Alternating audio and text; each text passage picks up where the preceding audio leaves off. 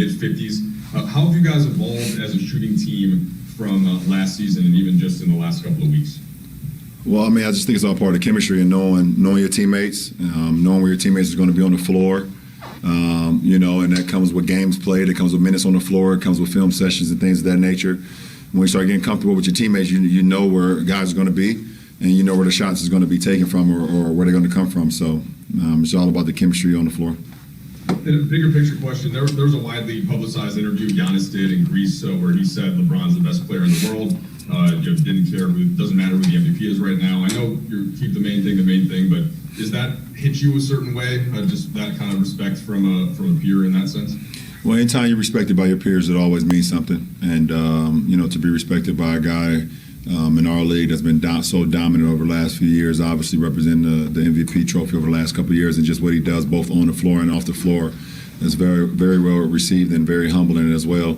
For me, I just go out there and just try to implement the game in all facets of the game, both offensively and defensively, put my team in position to be successful and then live with the results. So, that guy is damn good himself. Dave? Well, LeBron, clearly there's mutual respect.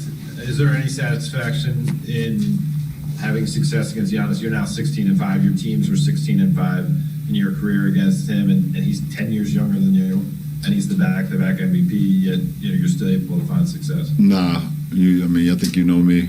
I think all you guys know me. It's never been about individual.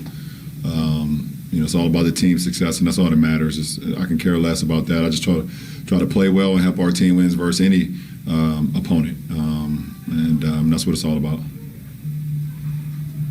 Bill?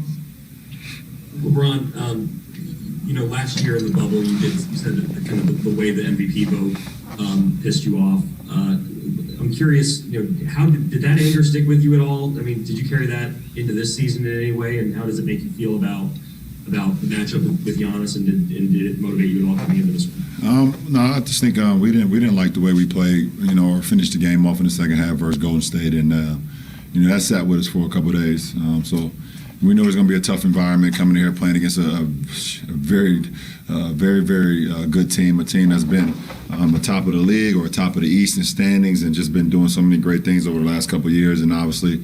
With their three All-Stars now, you can throw Drew in there. We know it's going to be very competitive, and we know it's going to be very challenging for us. So it was our job to just come out and try to implement our style to the game, and for me personally to do everything it needs to be done out on the floor, both offensively and defensively, to help us win this game. So you live with the results after that.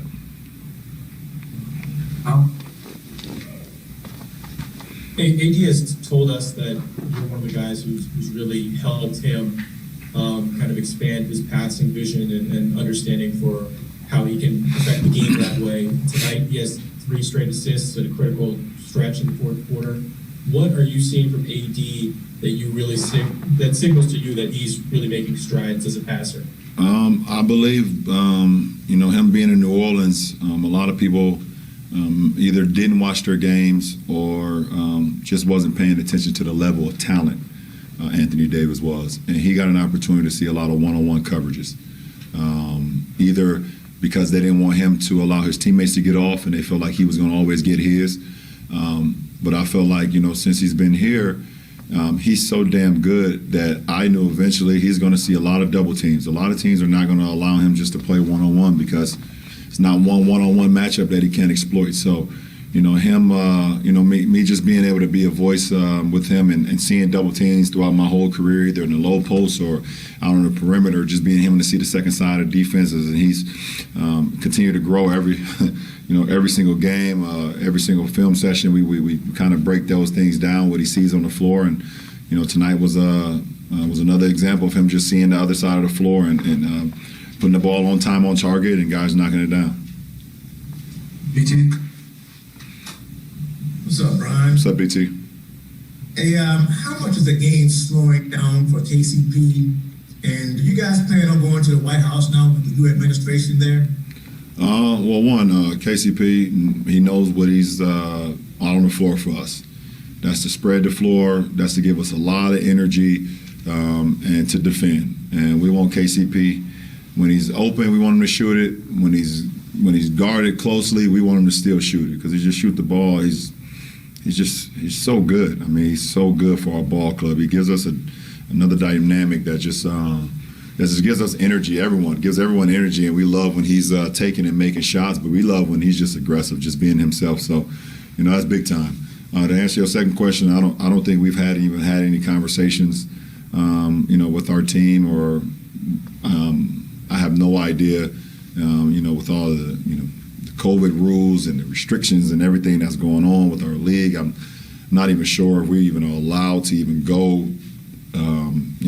It'd be great, but I have no idea what we can even do right now besides hotel, arena, and home. So I have no idea. Last two, Mark Medina. Hey, LeBron, given all the moving parts to open this season with the protocols and the returning talent, the new pieces, and the quick turnaround, how did you kind of expect the first month to play out, and how have you seen that thus far? I didn't really put how I expected the first month to play out. I wanted just to see and live in the moment, and I know it's going to be a little challenging just to get back restarted after the super duper short layoff or off season, if you want to call it, and then us adding 4 new guys to our roster and us implementing another guy into our rotation, and I just wanted to kind of see, and it was just challenging. It was something that we've never done before. I've never done before. I've had short off seasons, but nothing as short as this one. So just wanted to see how we were going to play and get the new guys acclimated to what we do as a culture, both on the floor and off the floor. And I would say we're doing some good things, and we want to just continue to build off of that. Last one, Rachel. Hey, LeBron, I don't know if you remember Monday night, the video cut off on us, so I've been waiting 4 days for this answer. I know it's going to be really, really good, but I had asked you what you remember specifically from the very first time you played against Kobe Bryant when you were just a little puppy. I was just in awe. It's a guy who, along with a lot of other guys, was on my wall that I would tape on my wall when I lived in Spring Hill in apartment 602. He was on my wall, and he had a nice collage in my wall, or on my wall. It's a guy who decided to make the jump from high school to the NBA. So it was someone that I kind of, I was thinking about doing that at one point in my junior year, and then really stopped thinking about it. But I kind of, okay, if Kobe's done it, it's someone I could probably hopefully learn from one day, and along with KG and T-Mac. But just being out on the floor with him, if you remember, the guy gave me a pair of his shoes when I was a junior in high school, and to be able to share the floor with him was like for any kid that has aspirations or has inspiring moments from someone, it's just like a sense of awe of the grace that he played the game with, and the passion that he played the game with, and the determination to go out and just dominate you was something that I loved, something that I was like, I can pick up from that. There's not much dialogue at all. As you guys know, Kobe, he's not on the floor to talk to anybody. He's out there to kill you. He's out there to dethrone you. He's out there to really stranglehold you, and you'll be able to take away from that. But it was just an awe moment. It was something that I would never, ever forget.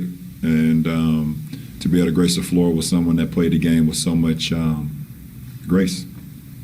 Was there any time where he went up the floor and you just were kind of dazzled by a move he made, or you went up against him one-on-one? I mean, if I could, I'm so old now, Rachel, for you to try to ask me something that happened 18 years ago.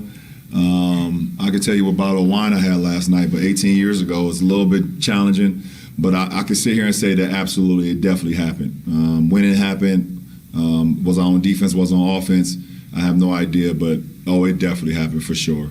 It was a couple guys that when you was on the floor with it for the first time, and it was Kobe, it was AI, and it was T-Mac. It was those 3 guys that you was just like, wow. I made it. I'm here with these guys, and I can't believe it. So